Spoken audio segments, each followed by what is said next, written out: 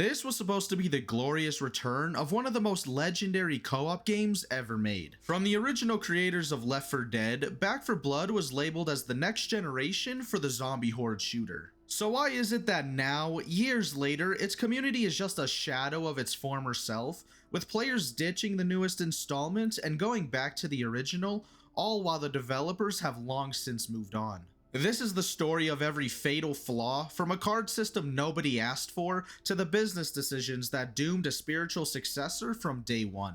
To understand the fall, you have to understand where the hype came from. The name Turtle Rock Studios carries a lot of weight. These were the developers, with Valve, basically invented the co-op zombie shooter with the iconic Left 4 Dead. And for more than a decade, fans were desperate for a true sequel, a Left 4 Dead 3 that never materialized. Then in 2019, the announcement dropped. A new game, a spiritual successor from the original creators. It was called Back 4 Blood. The marketing was laser focused, almost predatory in how it targeted that decade of longing.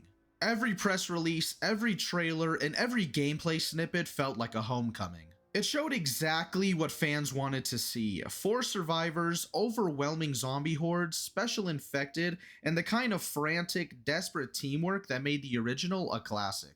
The timing felt perfect too. Released in late 2021, the world was starved for co-op games to connect with friends. Back 4 Blood wasn't just launching a game, it was offering a return to the glory days, a modernized hit of pure nostalgia. It launched straight onto Game Pass, which gave it a massive initial audience, reaching an incredible 10 million players shortly after launch. On Steam alone, it hit a peak of nearly 66,000 concurrent players. The stage was set for a massive success. Almost immediately, players could feel that something was off. The core shooting mechanics were solid, but everything built around them felt clunky. The first big red flag was the game's always online requirement, and the way it straight up punished solo players. If you wanted to play alone at launch, you couldn't earn supply points, unlock new cards, or even get any achievements. You were effectively penalized for not having a full squad, a huge departure from Left 4 Dead, which was just as fun with bots. The community backlash was so fast that Turtle Rock had to patch it, but the damage was done. It sent a clear message. This game was built with a rigid vision that didn't care much for player freedom. This was just the first sign that Back 4 Blood wasn't the simple, elegant evolution fans were hoping for.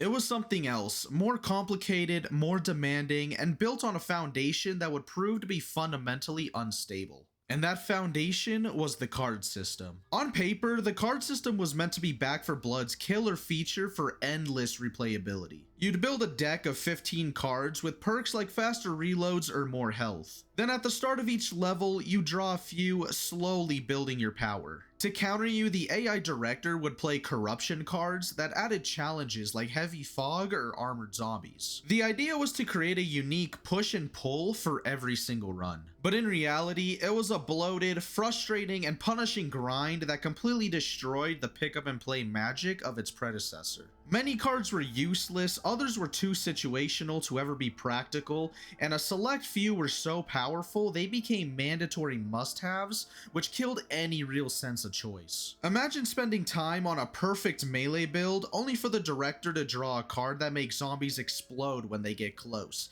instantly making you useless. Even worse was the progression. You unlocked cards through a tedious supply line system that felt more like a second job instead of a rewarding loop. Instead of the pure, skill-based fun of Left 4 Dead, your success in Back 4 Blood often came down to whether you simply had the right build.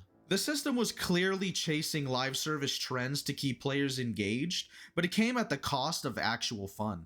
Eventually, the developers just patched the game to give you your entire 15-card deck at the start of a run, a clumsy workaround that was basically an admission that the core concept was flawed from the jump. On top of the frustrating card system, the game was just brutally and often unfairly difficult. Even on Recruit, the easiest setting, new players were constantly getting steamrolled. The AI director felt less like a balanced referee and more like a vindictive god, spawning waves of special infected that punished any attempt to experiment or have fun. With random teammates, a single mistake could trigger a horde, alert a boss, and doom the entire run. The game was littered with mechanics that just felt bad.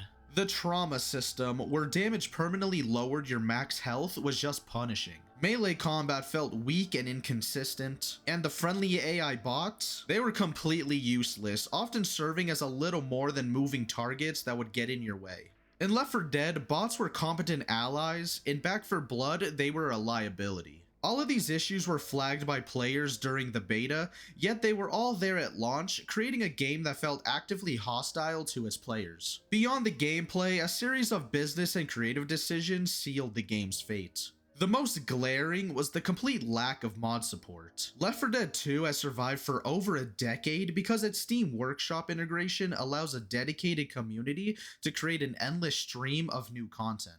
By walling this off, Turtle Rock cut their game's long-term potential off at the knees. Then there was the PvP. Instead of the beloved campaign versus mode from Left 4 Dead, we got Swarm mode. This was a boring, round-based arena mode that was completely disconnected from the main game and captured none of the original strategic depth. It felt tacked on and was abandoned by the player base almost immediately. These problems pointed to a bigger issue, a studio chasing live service trends without a real plan for long-term support. After a year and 3 paid expansions, Turtle Rock announced in early 2023 that they were done creating new content.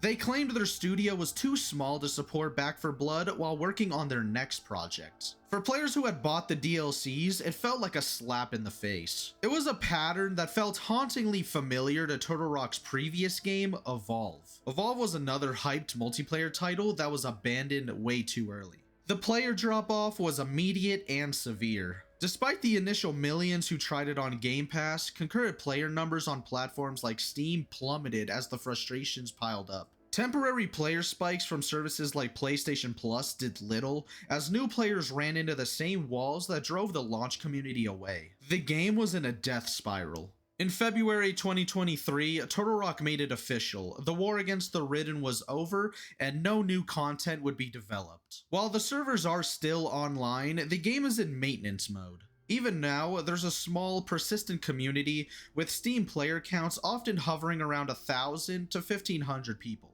But for a premium title sold on the promise of an evolving experience, this was the final betrayal. It was a slow, predictable end to a game that many had concerns about before it even launched. Back 4 Blood didn't just fail for one reason, it was a death by 1,000 cuts. A convoluted card system that replaced elegant design with a frustrating grind. A punishing difficulty that felt more unfair than challenging. And a series of short-sighted business decisions that ignored the very features that gave its predecessor its infinite lifespan. This game stands as a cautionary tale. You can't sell nostalgia and then deliver a product that fundamentally misunderstands what made the original so beloved. It tried to be a live service game, a deck builder, and a successor to Left 4 Dead all at once, and by trying to be everything, it failed to be anything special at all. But if you made it to this point in the video, thank you so much for watching, and if you haven't already, leave a like and comment below your thoughts on Back 4 Blood, and if you still play it to this day. I would also appreciate if you hit the subscribe button for more videos in the future, as well as to help me hit 2,500 subs. But thank you guys so much for all the support you guys show on the channel, it means the world to me, but I will see you guys in the next one.